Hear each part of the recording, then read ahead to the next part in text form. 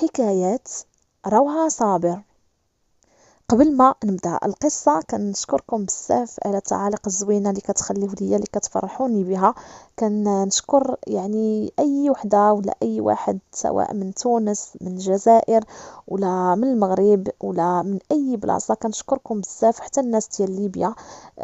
يعني لقيت واحد الاخت حتى هي من ليبيا متبعاني، فرحت بزاف. الحمد لله على كل حال. كنشكركم وكنقول لكم ربي ان شاء الله يسر الامور ديالكم، الله يفرحكم كيف ما كتفرحوني ان شاء الله. المهم ما نطولش عليكم، نبداو القصه. ولا شي وحده باقا ما شاركتش في القناه، مرحبا، اشتركي وفعلي زر الجرس باش ان شاء الله يوصلك اي جديد. ملي كنحط يعني شي قصه يجيك الاشعار بانني حطيتها.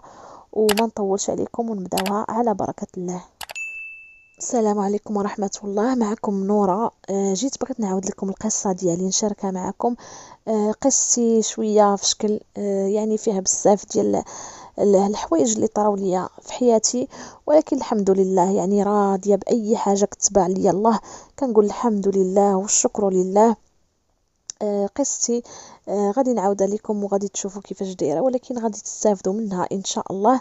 المهم انا كنت واحد الانسانه اللي يعني فحال اي بنت كتحلم انها تزوج بشي واحد اللي تبغيه. وكنت متاثره بزاف بالمسلسلات. كنت دائما كنبقى جالسه كنتفرج. الهوايه ديالي كانت هي نشد تيليكوموند ونتقابل مع لا تيلي، ونبقى جالسه كنتفرج حتى انايا كنعيش مع دوك الافلام ديال يعني ديال الاحاسيس والمشاعر. كنت مبليه بالمسلسلات المكسيكيه والافلام المصريه. هادشي اللي كان حنا في العهد ديالنا، حنا ما كانش عندنا هاد الافلام يعني وهادشي المسلسلات التركيه. حنا كنا مبليين يعني بالمسلسلات ديال المكسيكيين. كانت بزاف يعني معروفين، كانوا شي مسلسلات دازوا داك الساعة. ما كنتش نقدر انني ما نتفرجش فيهم. القرايه ما كنتش كنقرا مزيان، خرجت وانا صغيره، خرجت من الثامنه لحقاش كنت غير كنضيع في الوقت، غير كنخيط في الطريق وصافي. صافي خرجت، جلست في الدار، كنت معاونه الام ديالي كنعاونها وكنتسخر ليها. كلشي كنديرو انايا. كانوا عندي غير خوتي، ما كانش عندي نهائيا شي اختي. وصافي يعني داكشي علاش انا كنت كنحاول انني نعمر الوقت ديالي بدوك المسلسلات، كنبقى نتفرج فيهم وصافي حتى كيجي يعني الليل وكنمشي ننعس. ما كنتش كندير شي حاجه اللي هي مهمه في حياتي. المهم الوالد ديالي مسكين بدا كيكبر. كان عنده واحد المرض اللي كان شويه صعيب. بدا ما حدو كيكبر، وداك المرض ديالو كيصعب حتى مسكين صافي شد الفراش، ما بقاش كيقدر انه ينوض. كانت مسكينه الوالده ديالي ولات كتخرج كتخدم في بلاصتو. كان عنده واحد المحل، كانت هي اللي شداتو ولات كتبيع فيه، ولات مسكينه كتخرج رجليها برجلين الرجال، ما كتخلي ما كدير باش داك الحانوت يعني يبقى خدام باش نقدروا اننا نعيشوا منه، وباش تشري لبا مسكين الله يرحمه كانت كتشري ليه الدواء. صافي حتى توفى الاب ديالي داك الساعه. يعني كانت القضيه شويه صعيبه علينا. ولكن امي كانت فحال الراجل، يعني الصراحه كبرتنا وتمحنت علينا وتعذبت علينا باش نوقفوا على رجلينا وباش يعني حتى نوصلوا. ما كانتش مسكينه كتبغي يعني الناس يهضروا فينا ولا يقولوا ولاد فلان ماشي رجال، ولا خرجوا للطريق ولا شي حاجه. كانت صعيبه امي بزاف. كانت يعني قبيحة فيهم باش قدرت أنها تخرجهم. حكاتهم يعني مع الوقت خرجوا كلهم تبارك الله، ما شاء الله عليهم، خوتي كاملين صالحين. وأنا كنت مقابلة يعني الدار الشقا وكل شيء مني انايا، نجفف نطيب نعجن نغسل المواعن صافي. وملي كتكون يعني شي مسلسل ديالي ضروري يعني كنخلي كل شيء، كندير بحساب الوقت. دوك المسلسلات اللي كانوا كيعجبوني ما كانش يمكن لي انني نفلتهم. كنحاول انني نوض وندير الشغل ديالي وعارفه الوقت ديالي، يعني ملي يكونوا خصني حتى انا نجلس مع راساتي ونبقى كنتفرج في داكشي اللي كيعجبني. صافي واحد المره مشيت غادي نتقدى ما عليا ما بيا. غاده حتى انايا يعني فحال الناس هازه ديك القفه ديالي، وغاده كيف يعني كيف دائما لابسه جلابتي ودايره الزيف، غير كنعقدو هكايا على راسي. بعض المرات ما كنكونش ماشطه شعري مزيان ولا هذا، كنعقد هذاك الزيف من الفوق وكنتما غاده خارجه، وكنجر في رجليا بواحد الكلاكيطه كانت عندي. المهم تميت غاده تقربت للسويقه وهي تقطع ليا ديك الكلاكيطه اللي لابسه في رجليا. كان داك الساع الصهد وواقيلا بقوه السخونه اللي كانت في الارض، ما عرفت واش ديك الكولا بدات كدوب ولا ما عرفت شنو طرا عليها. المهم الصنداله باباها تقطعت، وليت غاده كنجر في رجليا باغيه نرجع للدار. تم دايز واحد بالموطور هو يقول لي اختي واش نوصلك؟ درت فيه هكا وانا ندور فيه، شبعت فيه معيور. قلت ليه واش ما حشمتيش؟ قلت ليه واش باغيني انا نطلع معاك في موطور توصلني للدار؟ قلت ليه اش هاد البساله واش هاد التربيه؟ وبقيت كنغوت عليه وكنعاير فيه، شبعت فيه معيار مزيان. طليت وطلطلت داك النهار جا ولاد الدرب: مالك يا اختي مالكي شنو طرالك؟ مالك نورا نورا مالك نورا؟ كلشي غوت، كلشي عارفيني يعني وعارفين خوتي واعرين. جاب الله كانوا خوتي داك الساعه كل واحد في الخدمه ديالو. المهم جاو وقفوا عليه كلشي باغي اللي عاير فيه، اللي باغي يتضارب معاه، علاش تبسل عليها، علاش هذا. المهم انا في الاخر بقى فيا وانا نقول لهم لا راه ما كاين حتى شي حاجه، غير سيروا. راه غير بقيت فيه وداك الشيء. قال لي واش اختي ندير لك صنداله للخراز؟ المهم انا بديت كنقاد في الامور باش داك الساعه باش ما نجبدش ليه صداع، ما بغيتهمش انهم يضربوه. صافي هزيت صندالتي في رجليا وتميت غاده. هو فاش شافني فحال هكاك صافي حس بشي حاجه، يعني كانت هذيك هي ديك الحب من النظره الاولى. وانا الصراحه بقات ديك النظرات ديالو في عينيا، هو مسكين راه ما قصد حتى شي حاجه. ومن بعد غيقولها ليا، يعني قال لي انا والله ما قصدت شي حاجه، راه غير بقيتي فيا وبغيت زعما نوصلك. انا ما نصحابكش والساكنه تما نيت لحقاش يعني السويقه فين جات كانت في واحد الشارع، وكنجيو من اي بلاصه. هو كيصحابني جايه من شي بلاصه اللي بعيده وغادي نتكرفص ويعني غيضحكوا عليا الناس. قال لي بغيت غير نوصلك يعني تنقربك شويه للدار، وداك الساعه على الاقل بعدا الحومه فين ساكنه، وداك الساعه كملي. كيسحابني شويه ساكنه تمايا. صافي كان هذيك هي اول مره غادي نتلاقى معاه. صافي مشيت للدار بقيت كنتفكر فيه الصراحه، يعني حتى انا حسيت بشي حاجه. مشى هو داك الساعه في حاله. صافي دازت الايام، واحد المره تاني وحنا نتلاقاو. كنت تاني غاديه للحمام، هازه السطل ديالي وهازه ديك القفه يعني اللي كنكونوا عاقدين هكا خاشين ديك الرزمه خاشيه انا غير في واحد القفه. كانت واحد القفه كانت جايباها واحد عمتي من فرنسا، كانوا هما تيتقداو فيهم وملي يعني كيتقداو كانوا دوك الكفاف كتجيبهم كتجمعهم لينا. كانت انا كتعجبني، هي اللي كنت كنمشي فيها للحمام، جامعه فيها حوايجي وهزه السطل وغاده تاني للحمام تاني، وما كنتلاقى غير معاه هو تاني بالموطور ديالو. حتى قشعني ويقول لي سلام اختي كي دايره لاباس عليك هذا. شفت فيه بحال هكا عقلت عليه قلت ليه سلام خويا كي داير امورك بخير. هذه صافي كانت هذيك هي ثاني مره غادي نتلاقاو. المهم مشيت فحالي للحمام، بقى داك الوجه ديالو وديك الهضره ديالو بقات كدور في بالي. وانا الصراحه ما كنخرج حد يعني غير السويقه الحمام، هادشي اللي مقابله كنت مبليه بالحمام. كنت من داك النوع اللي خاصني ضروري ضروري مره في السيمانه نطلي حالتي ونطلطلها وندي معايا هذا الغاسول مسقي بالوارد. كانت امي مسكينه مره كتصايبو كتطلعوا سميتو للسطح كتصايبو على يديها وكنجمعوه فحال هكا كنديروه. كنبقاو نغسلو به لحيماتنا. ايوا صافي المهم بقيت كنتفكر فيه، ما بغاش يحيد ليا نهائيا من بالي. كنتفكرو تنقول ما عرفت شكون هو هذا، فاش خدام، علاش كيجي تما. وحنا كنا عارفين يعني عارفه ما ساكنش تمايا لحقاش ولاد الدرب كانوا معروفين وعارفين يعني كاع اللي كيكونوا ساكنين تما وكاع اللي خدامين تما كنا كنعرفوهم. هو شفتو جوج المرات ولكن ما زعمتش انني نسولو ولا نقول ليه شي حاجه فين جاي ولا شي حاجه. صافي بقيت ديما كيطيح ليا في بالي ديما كنتفكرو. انا اول واحد يعني كنحس براسي بديت كنفكر فيه وبغيته وحسيت بشي حوايج معاه. هو كان اول واحد، لحقاش انا خرجت صغيره من القرايه ديالي وجلست في الدار، ولا الدرب راه فحال خوتنا وما كاينش شي واحد يعني اللي كنت كنشوفو كيعجبني. كان هذاك هو الوحيد اللي حسيت بشي حوايج جداد معاه. تما فاش عرفت شنو هو الحب، وكان من اول نظره، وكان يعني واحد الاحاسيس زوينه بزاف. صافي ما بقاش كيحيدني نهائيا من بالي. وملي كنكون كنتفرج هكا في شي مسلسل ولا شي فيلم، كنبدا نتخيل راسي بحال انا هي ديك البطله، وهو داك البطل ديال داك المسلسل ولا داك الفيلم. المهم داز تاني الايام بزاف. خويا كنا مشينا خطبنا ليه واحد البنت.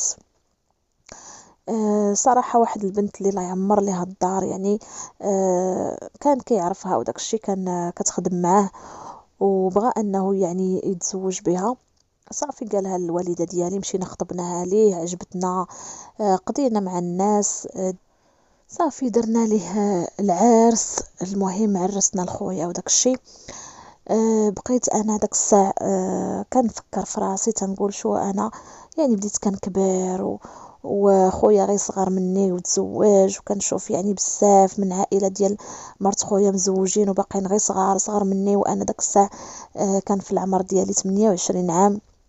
المهم كنقول واقيلا غادي نبقى يعني ما عمرني ما غادي ندير تانا حياتي. المهم وبزاف د الحوايج كيبقاو يطيحوا في بالي، كنبقى غير كنخمم. دازت ايام طويله يعني مده حتى تاني تلاقيت مع نفس الشخص، كنتلاقى معاه. داك الساعه فاش تلاقينا صافي كنا وقفنا كنا كنهضروا. سولني واش ساكنه هنايا، واش هذا هو راه عارفني يعني ساكنه. انا يعني حاولت انني نجبدو في الهضره وداك الشيء باش بغيت يعني قلت صافي هذه ربما مره اخرى ما نتلاقاش معاك، ضروري خصني فاش بان ليا قلت ضروري خصني نجبد معاه الهضره. بقينا كنهضروا وداك الشيء. عرفت بانه كان كيجي عند واحد اختو، كانت يلاه تزوجت تما عندنا في الدرب، وكان كيجي عندها بعض المرات كيتسخر ليها لحقاش كان خوها ما ساكنش في نفس المدينه، كان عسكري في شي مدينه بعيده، وكانت كتعيط ليه لحقاش كانت كتوحم ما كتقدرش انها تسخر وتخرج. داكشي علاش يعني كان كيجي تما بزاف. صافي ملي عرفتها قلت ليه غير قول لي فين ساكنه ودنيا هانيه، يعني نبدا انا نمشي عندها نسخر، يعني الا بغات شي حاجه تقولها ليا ما فيها حتى شي حاجه. ملي عرفتها مسكينه بوحدها وداك الشيء بقات فيا. صافي تما فاش بقينا كنتحدثوا تنهضروا. تعرفت عليه مزيان. من بعد كانوا داك الساعه يلاه خارجين دوك البورطابلات اللي كنا مسمينهم حنا احمد هاز صبعو. كنت فرحانه بداك البورطابل. كان خويا مسكين كان شراه ليا ملي كان بدا واحد الخدمه وفرحان، ويقول لي والله تنشري لك بورطابل، يعني لا خدمت في ديك الخدمه وداك الشيء كان موعدني ببورطابل وخداه ليا مسكين. وهو تا هو كان عنده بورطابل، وكانوا داك الساعه الميساجات كنبقى انا وياه نصيفط ليه ويصيفط ليا في الميساجات. ايوا المهم صافي. تما فاش داك الساعة العلاقة ديالنا بدينا كنتقربوا من بعضياتنا، وجا خطبني وتزوجنا.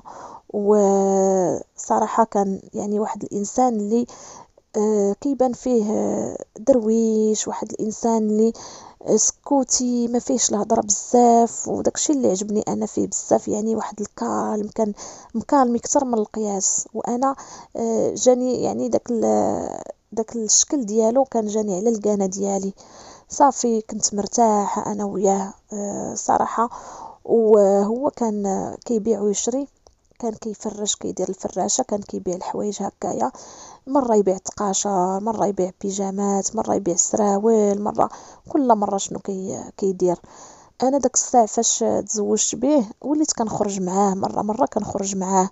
صافي وليت عجبتني يعني ديك الحرفة ديال البيع والشراء. وليت انا دايره فراشه حداه، وليت كنبيع داكشي ديال الحمام. مع انا كنت مضروبه على الحمام، وليت نبيع الغسول، نبيع الحنه، نبيع الخراقي، نبيع المهم كاع داكشي كنحطو حداه، كنبيع يعني كندخل الحمد لله. الناس كاملين كيبغيو يمشيو للحمام، الناس كاملين مره كيبغيو يشريو الكيس ديال الحمام. صافي وكان داكشي اللي جاب الله. المهم بقينا بشويه بعدين حياتنا. وليت انا داك الساعه يعني رجلي برجلي كنمشي معاه، يبغي يتقدى السلعه نمشي انا وياه. يعني فيما كيكون غادي باش يبيع، كنهبط انا كنهز السلعه ديالي، كنا كنمشيو غير على الموطور. والصراحه يعني كنا كنغامروا، كنا كنهزو داك الثقل، كان صعيب. كنتمو غاديين بديك السلعه فحال هكا، كنحطو حتى مره يجي لنا، بعض المرات كانوا يجيو لينا لهذا كيجريو علينا. المهم راكم عارفين، وغاديين حياتنا بشويه بشويه بشويه، حتى لواحد المره يعني كنا دخلنا في البيجامات، ولينا كنديرو بيجامات.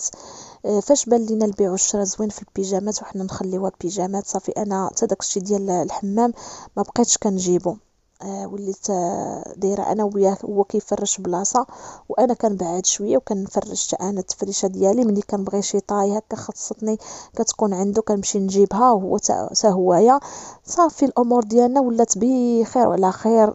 البيجامات الصراحه دخلنا فيهم فليسات، بقينا بشويه بشويه بشويه حتى جمعنا الفلوس وحنا نكريو واحد المحل. درنا واحد المحل عمرناه بداك الشيء البيجامات كامله. شويه دخلنا البانطوفات، شويه جبنا البيجامات حتى ديال الرجال. شرينا واحد الدار كنا دفعنا فيها، وبقينا كنخلصوا بشويه بشويه، والامور ديالنا غاده وكتحسن غاده وكتحسن. ضربنا تقريبا 5 سنين وحنا مزوجين، وربي ما جابش نهائيا الولاد.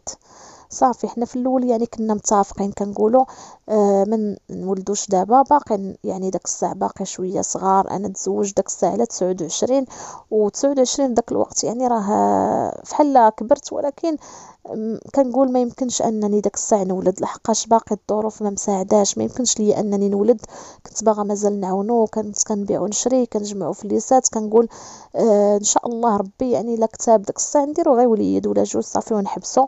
يعني لا ولدت على ديك 35 عام ولا مثلا 34 عام نولد، وداك الساعه ندوز عامين تاني نولد، غير ما نوصلش ل40. هادشي اللي كنت دايره في يعني في بالي. ولكن ربي سبحانه وتعالى يعني ما جابش الله. صافي ما كتبش اننا داك الساعه نحمل. صافي وليت كنجري على راسي، وليت كنمشي هكايا نشوف شي حاجه هكا اللي نديرها. مشيت عند الناس اللي كيديروا داكشي العشوب، هزيت الوالده، ما خليت ما درت. من بعد ملي يعني ما كتبش لي انني نحمل، مشينا عند الطبيب. مشيت انا الاولى، مشيت في الاول ما بان ليهم حتى شي حاجه، قالت لي ما حتى شي حاجه ما عندك. قلتها لراجلي، قلت لي يعني راه ما عندي حتى شي حاجه اللي غتخليني انني ما نولدش. قلت لي خاصك حتى تمشي تشوف. المهم بقيت شحال وانا عليه حتى وافق انه يمشي حتى هو يدوز، لقاه حتى هو ما كاين حتى شي حاجه. المهم من بعد واحد السيده كنت كنعرفها قالت لي غنديك عند واحد الطبيبه راه مخيره، واحد الطبيبه يعني الا كانت شي حاجه غتقولها لك. المهم مشيت ثاني، انا كنبدا براسي انا الاولى. مشيت عندها، لقات عندي واحد المشكل اللي صعيب بزاف انني نحمل. يعني قالت لي تقريبا مستحيل انك تولدي بهذا المشكل. قالت لي غادا تتبعي الدواء ديالك وغادا تاخدي يعني، وغندق لك شي برا وداك الشيء، ولكن راه انت وزهرك. قالت لي لحقاش مشكلتك صعيبه بزاف. صافي بقيت انا درت يعني الجهد ديالي، وحاولت انني نتبع الدواء واخا كان شويه غالي، وبقيت كنجري على راسي وكل شيء. صح صافي ما كانت حتى شي حاجه. يعني سنين كدوز وانا والو. وليت كنبقى نفكر غير في الخدمه، كنقول ندوز يعني الوقت في الخدمه وهذا باش ننسي. وصعيب الحال يعني ملي كتشوفوا شي واحد ولاد، شي وحده اللي حامله، كنبقى نشوف عيني كيبداو يدمعوا. تبارك الله. خويا اللي كان تزوج كان ولدو ما شاء الله، ولدو 3، وخويا الاخر اللي صغر منه حتى هو يلاه تزوج، والزوجه ديالو ولدات وانا والو. يعني ربي ما سهلش. كنبقى نطلب الله وتنقول يا ربي تسهل عليا، يا ربي تسهل الى فيهم الخير. صافي حتى شي حاجه يعني ما كتبش انني غادي نحمل. وبقيت انا وراجلي عطينا غير الخدمه. انا في الاول ما كنتش بغيت نقول ليه حتى شي حاجه، ومن بعد ملي شفتو انه حتى هو ولا يعني كيهضر بزاف على كيفاش علاش وهذا وهذا، وانا نقولها ليه في الاخر. قلت ليه اودي راه عندي مشكل، والطبيبه قالت لي راه تبعي الدواء وداك الشيء. صافي هو في الاول كان كيميك، من بعد دوزنا واحد العامين. صافي هو جا عندي واحد المره قال لي حقا بغيت نتزوج، قال لي انا ما يمكنش نبقى بلا ولاد. قال لي انت كتشوفي يعني تبارك الله احنا درنا الدار ويعني ولا الحانوت ما شاء الله غادي بخير وعلى خير. وفعلا كانت امورنا تحسنت بزاف، كنا كنجمعوا كنا غادي نبنيو واحد الدار. قال لي هادشي لمن غنديرو وهادشي يعني كنضربو في تماره. خصني انا واحد الوليد ولا واحد البنيه اللي يعني كبروا ما حدي، انا باقي عايش. وهذا صافي بقى كيهضر بقيت كنشوف فيه وانا نقول ليه. قلت ليه من حقك، ما عندي ما نقول ليه، يعني من حقه ربي يعني عطاه الشرع انه يتزوج بربعه. قلت ليه الا بغيتيش غنقول لك، ما عندي ما نقول لك. الصراحه ما كنتش نقدر نقول ليه لا، ما يمكنش انني غادي نحرمه من واحد النعمه اللي هي زوينه بزاف اي واحد كيتمناها. خليته قلت ليه صافي ما كاين حتى شي مشكل. قلت ليه ولكن بشرط يعني البنت اللي غادي تختار تكون شي بنت الناس، شي وحده اللي كتخاف الله، باش داك الساعه يعني ما نوليش في المشاكل وما نوليوش في الصداعات وهذا. وهو كان كيخاف الله الصراحه، ما كانش واحد الانسان اللي غنقولوا غادي يضيعني ولا غادي يدير شي حاجه اللي ماشي هي هذيك. وكان كيبغيني وكان كيخاف عليا ملي كنت كنمرض، ما كان كيخلي حتى شي حاجه ما كيديرهاش عليا باش يعني ما نبقاش هكاك يشوفني غير دارني راسي يمشي يجري خصو يجيب لي الفانيد، واش بقيتي شويه ينوض يغسل لي المعينات ينوض يجفف. يبغي يطيب، ما كانش كيبغي يشوفني ماشي هي هذيك. المهم انا كنت عارفه انه ما غاديش يظلمني وما قدرش انني نحرمه، لحقاش كنت كنبغي انني نشوفه فرحان ونبغي انه حتى هو يعني يدير وليداتو. صافي مشينا شفنا واحد البنت، جبناها من البلاد، واحد السيده اللي كانت كتبان يعني درويشه، وقلنا راه بنت العروبيه وغادا تصبر وغيدير معها يعني يدير معها وليدات وتا هي نعيشوها معانا ونكونوا فحال خواتات انا وياها وكل شيء. صافي جبناها مشات امي مسكينه تا هي معانا. الوالده ديالي تا هي ما صراحه ما منعاتنيش وما منعاتوش، ما قالت لي حتى شي حاجه. قالت لي بنتي من حقه، قالت لي لحقاش حتى هو خصو يشوف وليداتو، ربي ملي ما سهلش عليك ما تحرميهش حتى هو من هاد يعني من هاد الخلفه ومن هاد الرزق اللي ربي تيعطيه. صافي جبناها، كانت السيده كتبان درويشه، كانت في الاول جات كدير الزيف كتلبس داكشي مستور. بقات يعني كتقول لي اختي نورا اختي نورا، وكتحترمني وكتنوض تشقى تنوض تجفف تنوض طيب، لا والله تتجلسي لا خليك. انا كنت كنمشي داك الساعه الخدمه، كنمشي مع راجلي كنعاونو في الحانوت وداك الشيء، لحقاش ضروري كان خصني نكون معاه لحقاش ما يقدرش على الحانوت بوحدو. وكان تبارك الله يعني الحانوت كبير، يعني ملي دخلنا شحال من حاجه راه كانت بزاف ديال الخدمه وبزاف د الحوايج خاصني نعاونو فيهم. كتبقى هي في الدار كنجيو كنلقاوها مطيبه مجفه يعني كل شيء كديرو. وكنت فرحانه تنقول يعني السيده الحمد لله يعني بنت الناس. راجلي ما كانش كيخسر لينا نهائيا، دير لينا يعني خاطرنا بجوج، مره معها مره معايا. الدار كانت كبيره وكنا داك الساعه بدينا كنبنيو في الدار الاخرى. وكيقول لي راجلي على الله غير يعني تكمل الدار قبل ما يعني مرتو تولد وداك الشيء وباش نتوسعوا مزيان. فعلا الدار صافي تقريبا قربت ما بقى لها حتى شي حاجه، بقات لها غير الفينيسيون باش غادي تكمل. صدقات البنت سميتها ليلى، صدقات ليلى كتوحم، فرحنا بزاف ويعني واحد الفرحه ما كبيره ما كتوصفش. كنت انا الصراحه فرحت ليها بزاف لحقاش شي حاجه زوينه. ربي انا منعني من الوليدات، غادي نشوف يعني ولاد راجلي وغنعاملهم فحال وليداتي ونعيشوا مع بعضياتنا. صافي هي داك الساعه فاش حملت بدات كتحس براسها، بدات كتبدل، بدات كدير شي حوايج اللي ماشي هما هادوك. انا في الاول كنقول ما نلومهاش، راه الوحم راه الوحم راه الوحم، كنقول ماشي مشكل. ولات كتبغي تبقى تبوحط على راجلي، اي دارني هنا اي فيا الدوخه، لا حق راني ما قادراش نعس بوحدي، راه كنبقى خاص اللي مد ليا هادي، خاص تجيب ليا هادي. وانا كنقول ليه ماشي مشكل غيسير غيسير. هو كان كيحشم وتيقولها ليا، يعني هو حشمان وما باغيش يخسر ليا ولا يحس انه كيدير شي حاجه اللي انا ما غاديش نتقبلها. تنقول ليه الدنيا هانيه، غير سير، راه مريضه، ماشي مشكل، سير نصبروا وداك الشيء.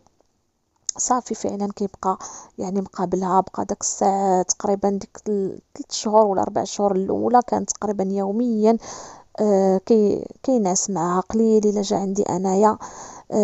كيقولها لا، يعني كيقول لها حشومه وداك الشيء. انا كنت كنسمع الهضره، كنسمعو مسكين كيبقى يهضر معها وداك الشيء، هي كتبقى تبوحط. كنقول سبحان الله العظيم، يعني بنادم كيفاش كيتبدل. الحمد لله ان الزوج ديالي واحد الانسان اللي كيخاف الله، وما كانش كيقدر يمشي معاها في داك الخط ديالها. يعني كون كان شي واحد اخر كنت صافي راه جراو عليا من ديك الدار، كنا راه عم الله شنو طرا فيا.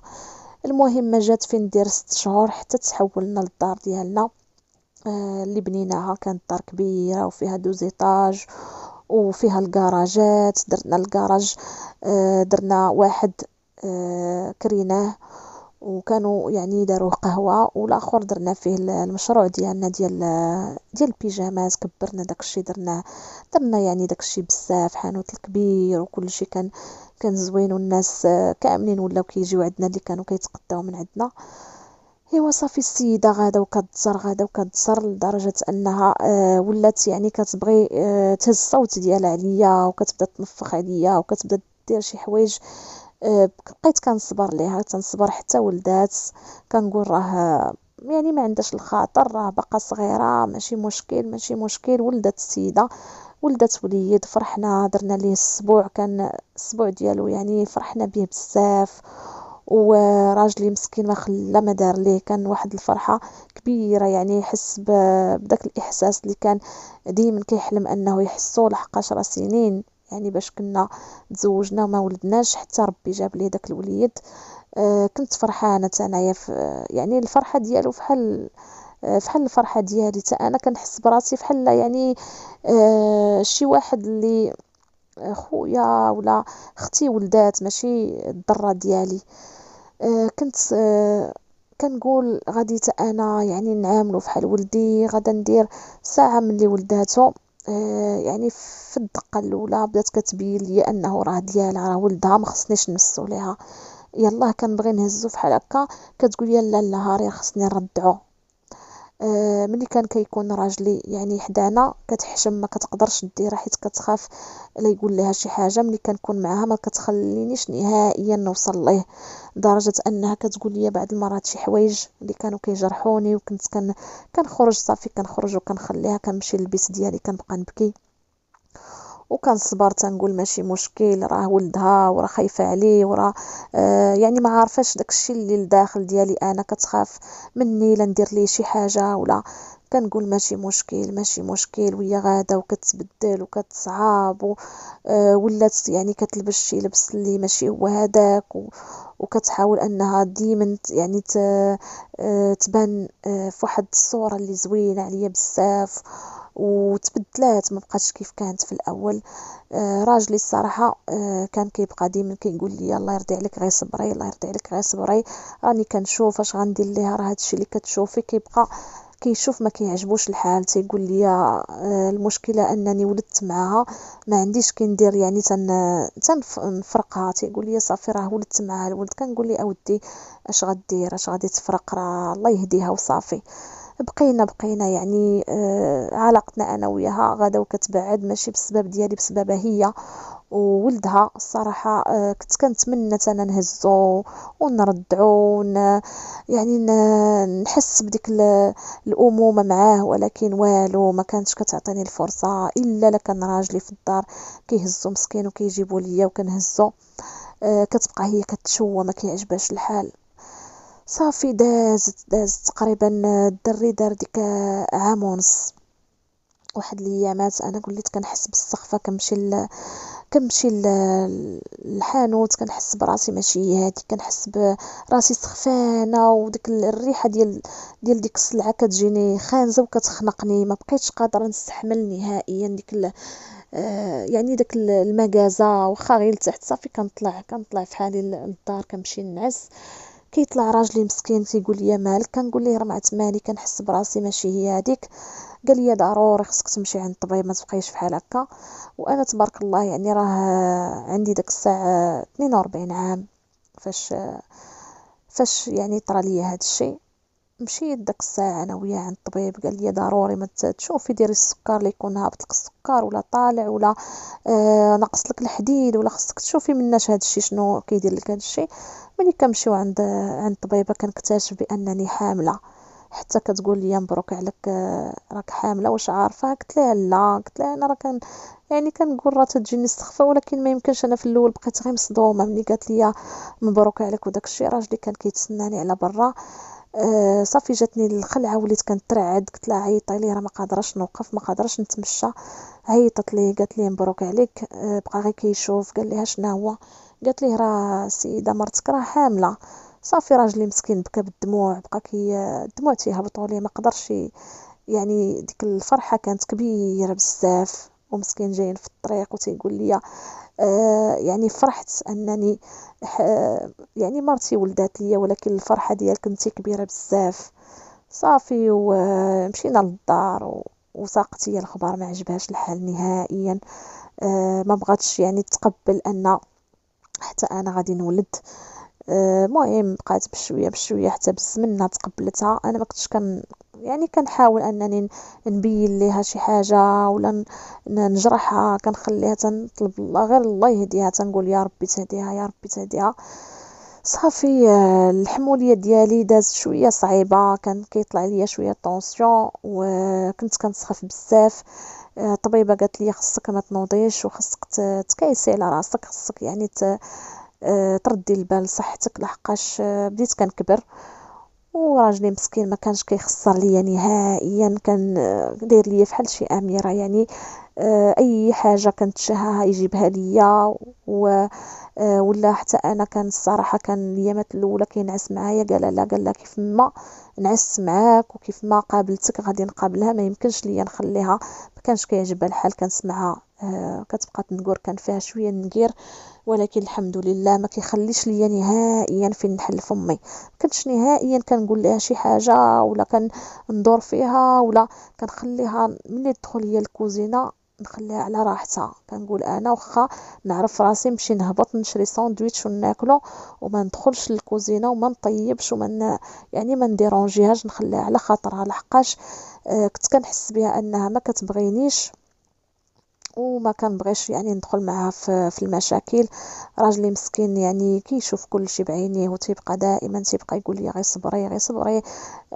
يعني ربي كتب علينا هذا المكتاب انها تكون فحال هكا. الله يهديها، تا هو كان كيطلب الهدايه ديالها. وبقينا فحال هكايا. ولدت انا ولدت وليد سبحان الله العظيم، يعني صدق. حتى انا والده وليد، درنا ليه الاسبوع ديالو، فرحنا به. الامور دازت بخير وعلى خير، والحمد لله حياتنا باقا مستمره، عايشين مع بعضياتنا. راجلي الله يعمر ليه الدار، الصراحه ما عمره ما كيبغي يخسر ليا ولا يخسر ليها. عارفه كيفاش دايره كيسايس معاها، وتا انا ما كنبغيش ندي عليها.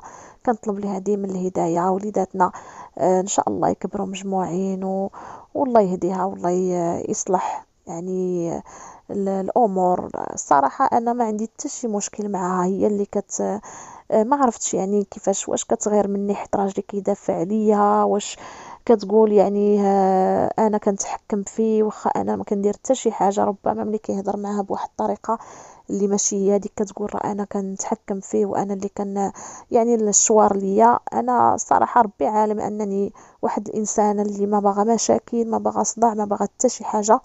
انا كنبغي تيبغيني ربي. سبحان الله العظيم، دير واحد الاحاسيس بيناتنا يعني من النهار الاول فاش شفتو فاش شافني. وسبحان الله كتب علينا اننا نجيب واحد الانسان نعيشوها معنا، وتولد واحد الوليد، ها هي عايشه بيناتنا. وانا حامده الله وشاكره، يعني ربي كتب عليا هذا المكتب، ما عندي ما ندير. الوالده ديالي مسكينه بدات كتعيا، بدات يعني كتحس براسها راه شويه عيانه. كنمشي مره نشوفها، ندير ليها ولدي كيجلس هكا، نجلسوا معاه واحد شويه وكنرجعوا في حالنا وصافي. وهذه هي القصه ديالي، وهذه هي حياتي. وهذا الشيء بغيت يعني نشاركه معكم باش تشوفوا قصتي وتشوفوا سبحان الله العظيم كيفاش بنادم كيكون يعني عايش وكيفاش كيولي وكيفاش شحال من حاجة كتبدل في الحياة. وكنحمد الله وكنشكره على اي حاجة.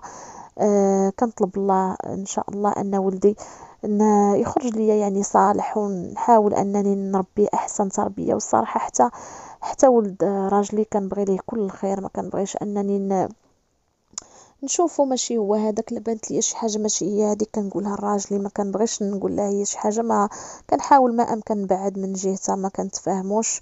شاده يعني تقاري وكنخليها في بيتها وانا في بيتي. ومره كنهبط مع راجلي يعني كنتلف الوقت واحد شويه. ايوا صافي، ونخليكم على خير وشكرا على الاستماع ديالكم وبسلام عليكم. كانت هذه القصة ديال نورة اللي فعلا واحد القصة اللي زوينة بزاف. نورة واحد الإنسان اللي طيبة. كنشكركم على الاستماع وكنشكركم على التعاليق الزوينة ديالكم، وكنخليكم وكنقول لكم إلى اللقاء في قصة جديدة إن شاء الله. خليت لكم الراحة.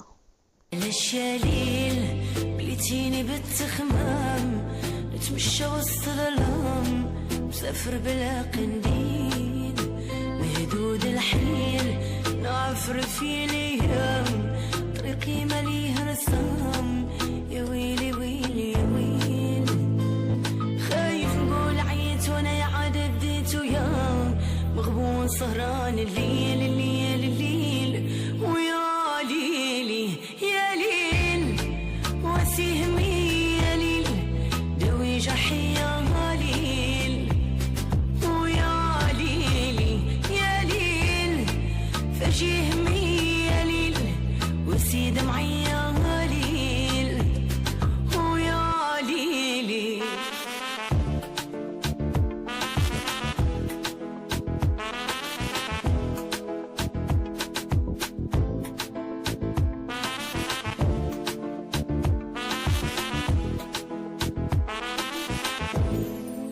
حكمة القدر وتصرف المكتوب، ويا علم الغيوب راه الحال مكدار. شكون اختار في الدنيا يكون مغلوب، عايشينها بالمقلوب حتى لين غانصبار. وراني كل نهار نقول جوني